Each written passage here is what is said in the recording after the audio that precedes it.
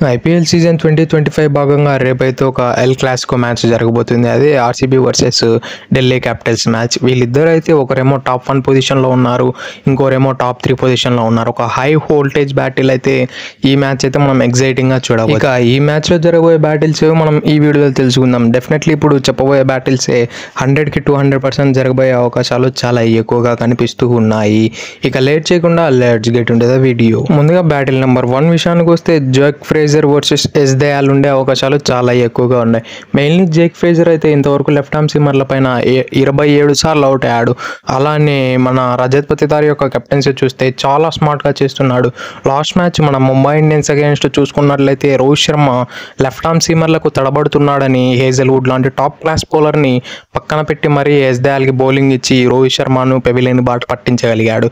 అంటే అతనికి presence of mind అనేది చాలా ఎక్కువగా ఉంది ఆన్ ద ఫీల్డ్. అలానే అతనికి చాలా ఎక్స్పీరియన్స్ ఉన్నవాడిని లాగా మంచిగా కెప్టెన్సీని అడాప్ట్ చేసుకున్నాడు రజత్ పతిదార్ కెప్టెన్సీ వల్ల డెఫినెట్లీ ఈ బ్యాటిల్ కూడా జరిగే అవకాశాలు చాలా ఎక్కువగా ఉన్నాయి. వీళ్ళైతే ముందే ఈ మ్యాచ్అప్స్ అనేవి ప్లాన్ చేసుకొని వస్తారు కాబట్టి వాళ్ళు definitely Jake Fraser versus S Dayal అయితే ఒక ఎగ్జైటింగ్ బ్యాటిల్ అయితే ఉండబోతుంది. బ్యాటిల్ నెంబర్ 2 విషయానికి వస్తే Mitchell Starc versus Virat Kohli. ఇది మాత్రం ఒక ఎగ్జైటింగ్ బ్యాటిల్ అని చెప్పుకోవచ్చు. ఈ బ్యాటిల్ అయితే అందరు ఎక్స్పెక్ట్ చేసినట్టయితే అసలే ఉండదు. విరాట్ కోహ్లీ అయితే లిటరల్లీ మిచెల్ స్టార్క్ని T20 క్రికెట్లో డామినేట్ చేసి పడేస్తాడు. ఈవెన్ టెస్ట్ క్రికెట్లో కూడా తడు మిచెల్ స్టార్క్కి అంతో ఎంతో తడబడ్డాడు. మిగతా 2 ఫార్మాట్స్లో లిటరల్లీ మిచెల్ స్టార్క్కి హెల్ అంటే ఏందో చూపించాడు. వీళ్ళిద్దరి మధ్యన స్టాట్స్ చూసుకుంటే వీళ్ళిద్దరు ఇప్పటివరకు 31 బాల్లలో పార్టిసిపేట్ చేయగా అందులో 72 రన్లు కొట్టగలడు. యావరేజ్ చూస్తే 72గా ఉంది.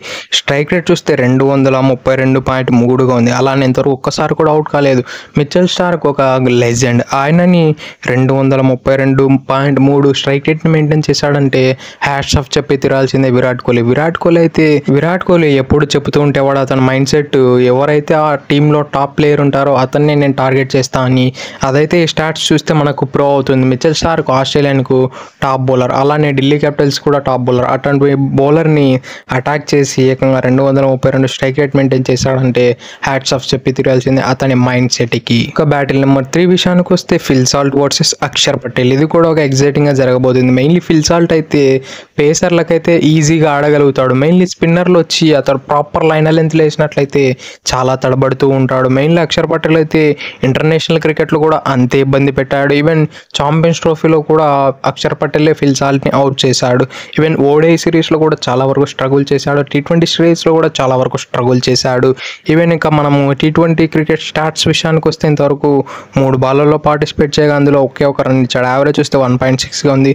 స్ట్రైక్ రేట్ చూస్తే 33.3గా ఉంది. అలానే ఒకసారి అవుట్ చేశాడు ఫిల్ సాల్ట్ అక్షర్ పటేల్. ఇక బ్యాటిల్ నెంబర్ 4 విషయానికి వస్తే కేఎల్ రాహుల్ వర్సెస్ భువనేశ్వర్ కుమార్. ఇదైతే ఒక ఎగ్జైటింగ్ బ్యాటిల్ అని చెప్పుకోవచ్చు. మెయిన్లీ ముందుగా వీళ్ళ స్టాట్స్ విషయానికి వస్తే ఇప్పటివరకు వీళ్ళు 91 బాల్లలో పార్టిసిపేట్ చేయగా అందులో 102 రన్స్ అయితే రాబట్టగలడు. యావరేజ్ చూస్తే 102గా ఉంది. స్ట్రైక్ రేట్ చూస్తే కేవలం 112.1 ఉంది. అలానే ఒకసారి కూడా అవుట్ అయిపోయాడు. మెయిన్లీ కేఎల్ రాహుల్కి ఆర్సీబీ పైన ఇమ్మెన్స్ రికార్డ్స్ ఉన్నాయి. అతడు ఎప్పుడు ఆర్సీబీకి అగైనెస్ట్గా ఆడినా కూడా ఒక హై స్కోర్ అయితే నమోదు చేస్తూ ఉండేవాడు. కాబట్టి ఇదైతే ఒక ఎగ్జైటింగ్ బ్యాటిల్గా మారబోతుంది. మెయిన్లీ కేఎల్ రాహుల్ భువనేశ్వర్ కుమార్ని సైలెంట్గా ఉంచి ఆఫ్ చేసేసాడు. కానీ ఈ మ్యాచ్లో అయితే కొంచెం అటాకింగ్ వేలో భువనేశ్వర్ కుమార్ కేఎల్ రాహుల్ని బ్యాక్ ఫుట్లో పెట్టే అవకాశాలు చాలా ఎక్కువగా కనిపిస్తున్నాయి. ఎందుకంటే KL Rahul is the main wicket. అతన్ని కూడా తీయకుంటే అతడు లాస్ట్ వరకు పాతుకుపోయి ఎలా గేమ్ని ఫినిష్ చేయాలో అని చాలా బాగా తెలుసు అతనికి. ఇక బ్యాటిల్ నెంబర్ 5 విషయానికి వస్తే జితేష్ శర్మ వర్సెస్ మోహిత్ శర్మ. ఇది మాత్రం ఒక ఎగ్జైటింగ్ బ్యాటిల్ అని చెప్పుకోవచ్చు. మెయిన్లీ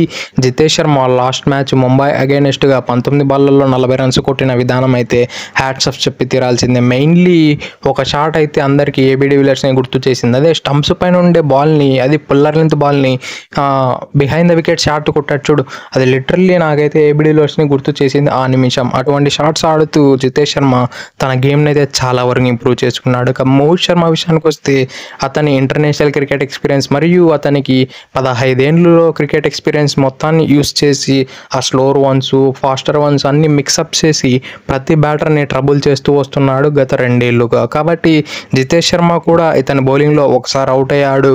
వీళ్ళిద్దరి మధ్యన అయితే బ్యాటిల్ అయితే చాలా ఎగ్జైటింగ్గా ఉండబోతుంది. That's it for today. ఇలాంటి మరెన్నో వీడియోల కోసం మన ఛానల్ సబ్స్క్రైబ్ చేసి డైలీ ఫాలో కండి. Thank you for it. Have a nice day.